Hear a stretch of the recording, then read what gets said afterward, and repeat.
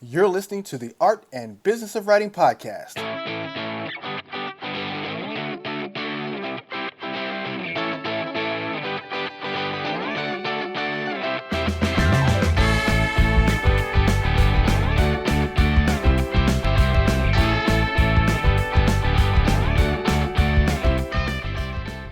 Hey guys, Chris here.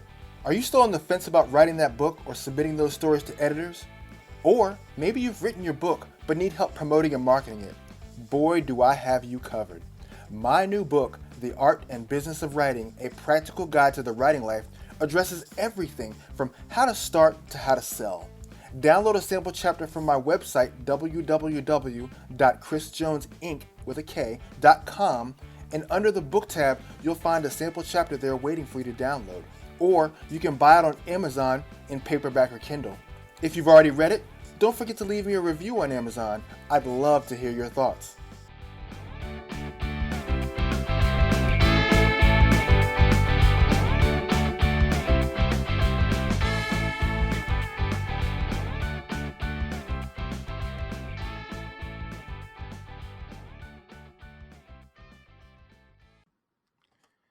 Hey guys, what's up? It's Chris. I am back. Let me tell you, man, over the past 30 days here in Virginia, where I live and work, it has been like rain, rain and overcast, lots of clouds, lots of water.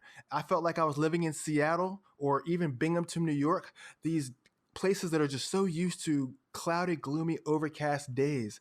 I'm not used to that. I mean, for a spell in my life, I did live in Pittsburgh. And of course, Pittsburgh is very much like that. Pittsburgh, you're guaranteed 4 out of 7 days, cloudy days and rainy days. But here in Virginia, we're used to lots of sunshine. So you could see it all over people's faces, man, just the droopage.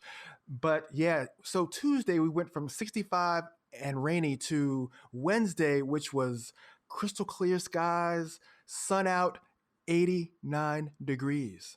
Are you talking 24 degrees blazing? But it was awesome. So awesome. So today what we want to talk about while I'm on this vitamin D high is word counts and the importance of word counts and why we, need to adhere to word counts but not think about word counts so much. And I'll tell you what I mean shortly. So think about it. If you've played baseball before or even softball, the pitchers have pitching counts. Basketball players, they have shot attempts. Running backs in football, they have the number of carries, the number of times they, possess the ball in the game. And writers, we too have a stat line, and that's the word count. Think about all the times you've opened your Twitter feed or you've looked at Instagram and you see writers show off their screens. You get a screen capture and you see the little Scrivener box, and it's got either red or green to signify whether they hit or miss their word count for the day. And you get the am writing hashtag. It gets exciting. You see people doing it. You see their spreadsheets where they're totaling up their word counts for the month. And it gets you inspired. You're like, man, I've got to keep writing. I've got to hit these word counts. And yeah, word counts are important and they're great metrics, but they're not the end all be all. As a writer, your long game needs to consist of finishing the book. Don't worry about, is it 20,000? Is it 40? Is it 60? It's just, what's the completed work?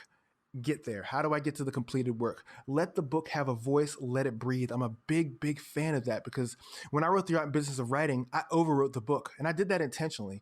I wrote my book at 72,000 words. And if you've got a copy of that book, you'll see that that book's only 33,000 words. So I've cut nearly half of it, more than half actually. And some of that content I repurposed as blog posts. Some of it became fodder for other things. Some of it never even saw the light of day. It just wasn't worthy of being used, because there was just no substance to it. It was just there, just me dumping thoughts out of my head. But that's what you have to do as a writer. Don't focus on, I'm going to hit 50,000 and I'm going to stop. You overwrite, you write as much as you can. You let the book speak. Even when I wrote my book, the book actually took shape on its own. It started off being a book strictly just about writing, and then the business side kind of popped in as I saw the need show up, and I realized that I had a lot to talk about on the business side because I did work in branding for so long as a graphic designer and a web designer. On top of being a writer, I understood how to marry the two together, and so I put them together, and The Art and Business of Writing took shape on its own. But I did it with help. I did it with NaNoWriMo. And if you're familiar with NaNoWriMo, National Novel Writing Month, it comes once a year. Of course, there's Camp Nano in the spring and the summer. but the big Cadillac is in November. And that's when you write 50,000 words. That's the big contest that everybody wants to show up for and they want to win it. And the first time I did it was a few years ago and I bombed miserably. I hit about 22,000 words. I just ran out of gas, ran out of things to say. But then the following year, I went to Camp Nano, and my goal was just 20,000 words, and I hit that. And I was like, okay, if I can hit 20 and be comfortable, because I did feel like I had more to say, I can probably do the 50,000 in the fall. And I did it that next fall, knocked the 50,000 down. And then I put the two together and I realized, wow, I've got 70,000 words here. What can I do with all this? And that's when the book started to take shape. I did a lot of cutting, a lot of pasting, a lot of rearranging, a lot of adding and subtracting. And there it was. The Art and Business of Writing took shape and it became the book that I have today. But let's talk about that. So what is the ideal book length? Well, NaNoWriMo does get that right. It is 50,000 words. And the reason being is because the ideal length of a good book that's going to be read by an audience and likely not to be put down is about 200 words. So if you're looking at 50,000 words, you divide that by 250 words, which constitutes one full manuscript page, then you get 200.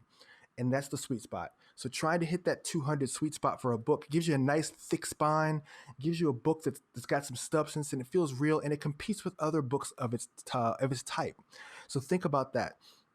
But let's talk about writing the actual book, because that can be the deterrent for some people. They don't think they have time. We don't think we have the effort to put in, but we do. And I'm going to deconstruct it. We're going to do some math together. We're going to put it all together, break it all down. Okay, so 50,000 words. We're going to use that as our standard. We're going to use that as our line of measurement. So 50,000 words. Okay, let's go with 30 days. So NaNoWriMo's 30 days. To complete a novel, to complete a book of 50,000 words in 30 days, you have to write 1,667 words per day. Yeah, it's a lot of words, right? Okay, what about 2 months, 60 days? That's 833 words a day. How about 3 months? That's 555 words a day. Now you see, wow, this is getting reasonable. I can write, 555 words a day, even with a busy life, and have a book in 3 months. It's doable, guys. How about 6 months? 277 words per day. And what about 1 year? 136 words a day. So, even the best writers always say, hey, I want to write a book a year. Even you, who may not think, oh, I'm a special author, I'm this great writer. Even you, the least of us, can write 136 words a day, right? And that's what I'm saying. I'm not saying this to put anybody down. I'm actually saying it to lift you up, because I want you to know that these breakdowns, it shows that you can do it. You can write 136 words and finish your novel in a year. You can write 277 words and have a book in 6 months. Even if you've got a job and you've got children and you've got other obligations, you can put down 277 a day. You can get 555 words a day if you break it down. You could write in the morning 150 words, write 150 words at lunch, and 200 words after dinner. And you've got your words in for the whole day. And then in 3 months, you've got your book done. It's all up to you guys. We can do this. Measuring this isn't the end all be all. Like I said, it's just a great metric to have. It's inspiring. It's encouraging for you to know that you can break it down this way.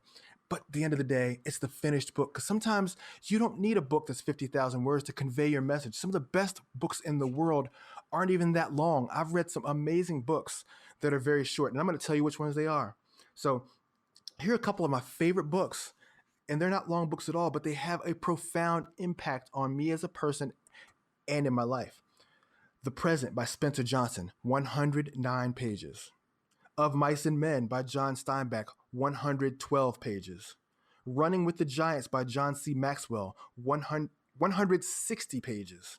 The Go-Giver by Bob Berg and John David Mann, 144 pages.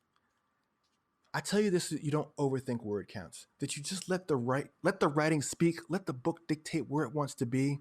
You will have an audience, I promise. Just let the words flow. I hope you guys have a great day. I hope this has been helpful and inspiring. If it has, definitely leave some comments, leave a review on iTunes. Catch me on Twitter, Instagram, Facebook, Chris Jones Inc. I really want to hear from you guys. But yeah, we can do this. We can write our books. We can get this 50,000 word book done in any length of time that fits our busy lives. Let's do it. I'll see you on the other side.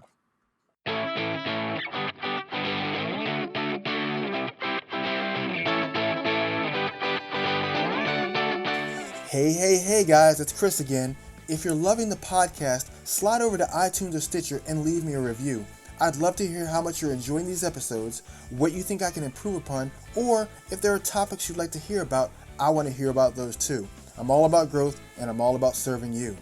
Next, be sure to sign up to the Ink Blotter, my weekly email newsletter delivered every Friday to your inbox. It's pure writing inspiration. You'll get my latest posts and episodes, app recommendations for higher productivity, plus music, video, and author recommendations to check out on social media and around the web. I scour the web trying to find the greatest inspiration to bring to you to make you a more effective writer. Subscribe right from my homepage at www.chrisjonesinc.com.